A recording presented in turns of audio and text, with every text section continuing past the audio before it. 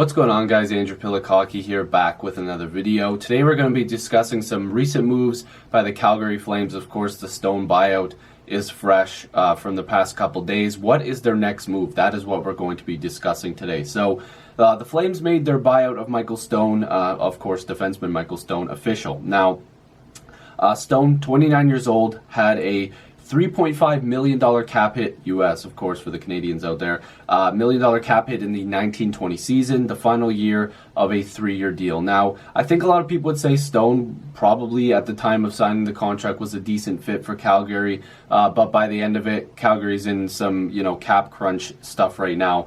They need to make some room for some big contracts that we'll get to in a second. Well, one big contract. According to CapFriendly.com, the Flames cap hit will now be $1.667 million for each of the next 2 seasons. The Winnipeg native was limited to 14 games last year. He had no goals and 5 assists, so clearly a rough year. For his career, Stone had 29 goals, 88 assists, and 117 points in 439 games with the Flames and the Arizona Coyotes. Now, I'm sure a team will be willing to pick him up, but it'll be at a pretty cheap price, probably looking at anywhere under $1 million, possibly the league min $700,000, $750,000. I'm sure teams will be interested in that. But looking at the Calgary Flames right now, we all know who's got to get that big contract. Matthew Tkachuk, one of the big name RFAs out there.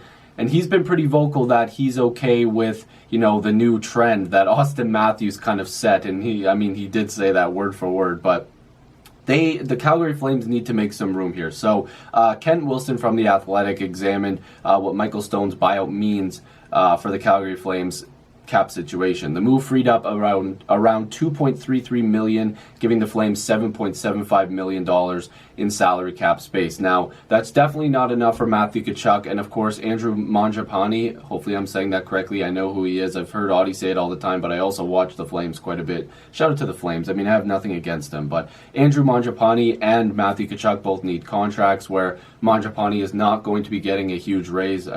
He's not going to be making big money. He just won't. It's obvious. But Matthew Tkachuk definitely going to be making some big cash. Last year, in 80 games played, he had 77 points. That's good for 4th on the Calgary Flames in points. He was one off of tying Elias Lindholm. He had 78 points in one more games played. So maybe in that game he gets a couple more points and ends up in the top 3 in points. But Tkachuk is a very solid player.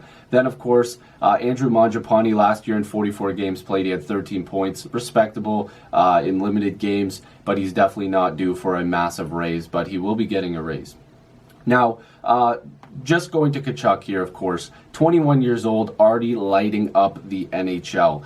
In this season, like I said, 77 points in 80 games. The year before that, 49 points in 68 games. And the year before that, 48 points in 76 games played. This guy is putting up points. He can score goals. His totals are getting bigger every year. He, like I said, if you can score goals in the NHL, you're going to get paid. Now, the good news for Calgary is they're not going to be paying a super premium because he plays the wing. If he played center, scoring a bunch of goals, then there's probably a bigger problem. But if we're looking at The Athletic, again, the Kent Wilson thing, this is coming from Spectre's Hockey as well. He puts all the information together.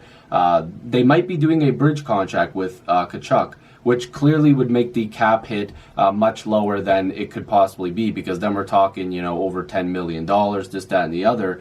That's not very good. But we've heard some rumors about guys like TJ Brodie getting moved, maybe Hamonic, although I don't see a reason why they would trade Hamonic. Brodie either, I don't think it makes a lot of sense. But Michael Frolik, a guy that they've tried to shop before, could be a guy that they move on from. Now, the Spectre's note on here is something that I think we're all taking note of here. Frolik is 31 in the final year of his contract with a $4.3 million cap hit. That would open up some room for the Calgary Flames to get that Tkachuk deal done, which they're probably already discussing. It looks like they're probably in the range of, hey, once this cap hit is a bit larger, we'll be able to get you a little bit more of the piece of the pie here. So, listen, TJ Brodie is another guy that they can move on from. He's a top 4 defenseman, affordable cap hit of $4.65 million, who had a really good year being paired with Gio last year, who clearly had a fantastic season. And, the Flames need to make something happen here. I think Frolik is the guy that's going to move on. And if we're looking at Frolik, he had a pretty pretty solid year as well, amongst being, you know, tossed around in trade rumors and stuff like that. So if we're looking at Frolik, 65 games played, 34 points, scored 16 goals. He can put some numbers up.